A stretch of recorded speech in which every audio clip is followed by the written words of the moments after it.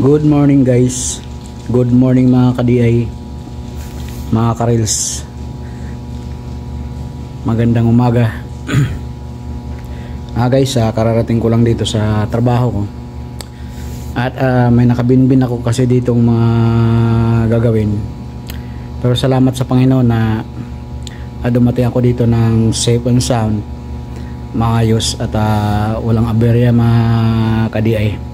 Salamat sa Panginoon na sa safety na iginawad niya sa bawat isa sa atin sa araw na ito mga ka-DI. Kaya pasalamatan natin ang Diyos sa ating mga buhay mga ka-DI. For today's video mga pala mga ka-DI ay may electric fan dito. Gagawin ko itong heater dito, ginawa ko na, hindi ko nagawa ng ng video. At saka yung vacuum na 12 volts okay na rin yan. Pero ito nagagawan ko ng video mga ka-DI at ito yung gagawin ko ngayon. So isasaksak natin mga ka-DI para malaman natin at mga ka-reels. Yan, nakasaksak na siya. So pipindutin natin yan.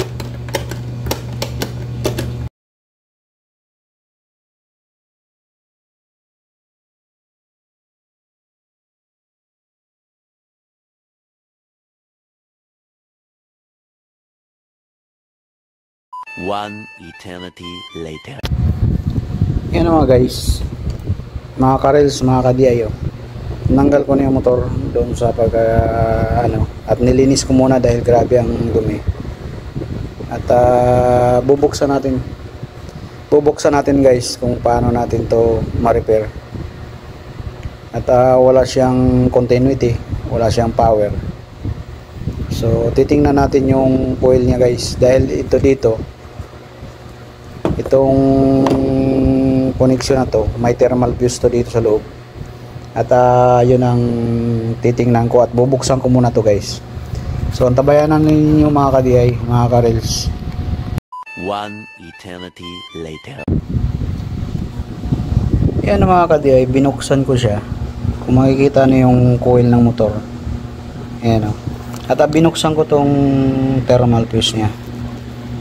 So ito yung isa sa mga nag-protect sa coil para hindi siya masunog sa panahon na tumataas ang amperahe niya guys.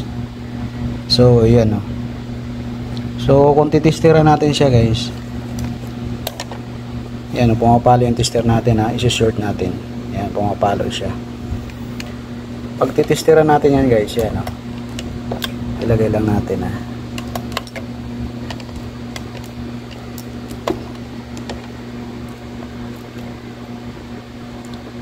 yan sa kabila kung titingnan natin yung tester yan guys, wala. Pero kung dito natin, yan, pumapalaw siya. So ibig sabihin open yung thermal fuse natin, kaya walang power yung electric fan natin dahil putol siya. So ang purpose nito guys, bakit mayroon siyang thermal fuse, ulitin ko, protection to sa motor sa panahon na magtataas ang amperahe niya, o di kaya umuugong, hindi kaya hindi umiikot siya at sira yung mga bushing niya. Ito yung bumibigay dahil iinit yung motor natin yung electric fan mismo. So ito yung bibigay, so magkaroon na wala ng power at hindi na talaga gagana. So yan, ang pangalan nito guys is thermal fuse. So antabayanan lang niyo mga guys dahil palitan ko yan ng thermal fuse. 1 eternity later. Yun mga ka-DI, mga ka-reels, pinalitan ko ng bagong thermal fuse. So mamaya maibalik ko to, talian ko muna ng maayos to at para ma-plaster ko dito sa paikot ng coil na to para matestingan natin guys. So kung bago na to, pero ibang klase ito na thermal fuse, malapad siya, pero parehas lang naman ang amperahe, 2 amperes lang din. So yan guys, At ayusin ko muna, kinabit ko na yung bagong thermal fuse at mapagana natin to. At talian ko muna ng cable tie to. Ayusin ko dito para hindi sasaya dito. At nilinis ko na rin tong stator niya, ay rotor niya. At itong bushing niya medyo matigas, nilangisan ko. So okay na siya guys, umiikot na siya, oh. Ayan, malambot na siya. So italian ko muna to guys at antabayan na lang inyo. One eternity later. Yan guys, natali na natin mga ka-rails, mga ka-DI. Ayan. So ibabalik ko na tong rotor niya, pati yung takip niya guys. Ayan. Ibabalik ko na siya rito. At maya ay matestingan natin yan guys. So antabayan na lang niyo mga guys, dahil ibabalik ko to sa salpa ko rito.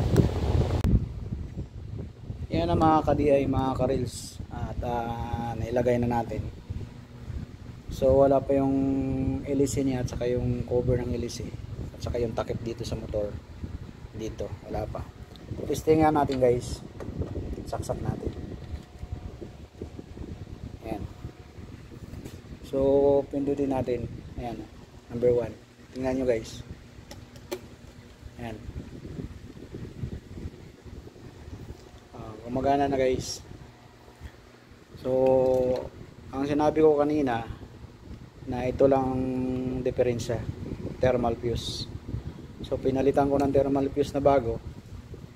Ayan, gumana na siya. So number 2. Ayan.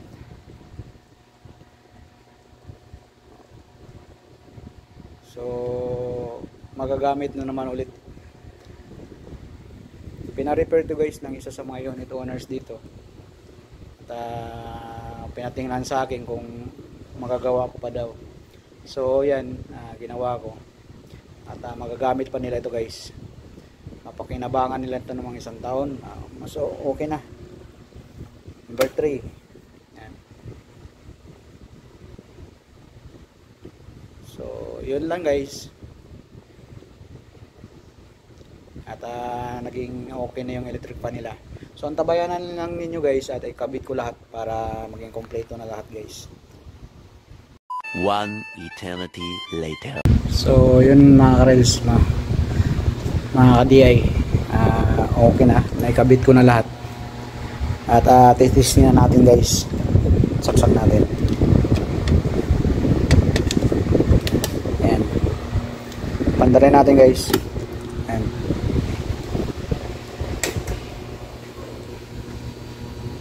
Ayan, mandar na siya guys.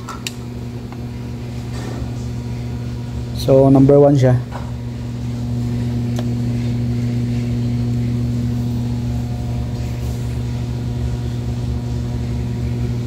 Number 2.